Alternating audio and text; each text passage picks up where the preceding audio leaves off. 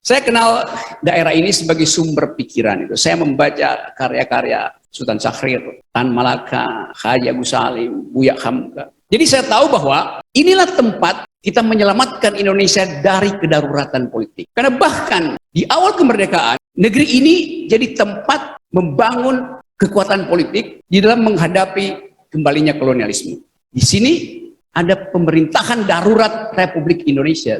Jadi kedaruratan adalah hal yang biasa diasuh di Minangkabau. Jadi sangat relevan kalau sekarang kita bicara tentang apa yang darurat dalam politik bangsa ini dan apa peran masyarakat intelektual Minang untuk menyelamatkan kedaruratan ini. Sama seperti ketika Syafruddin Prawira Negara berupaya untuk memberitahu dunia bahwa Indonesia masih tegak.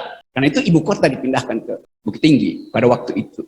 Ada alasan memindahkan ibu kota karena ada kedaruratan politik pada waktu itu. Kalau sekarang apa alasannya memindahkan ibu kota ke Kalimantan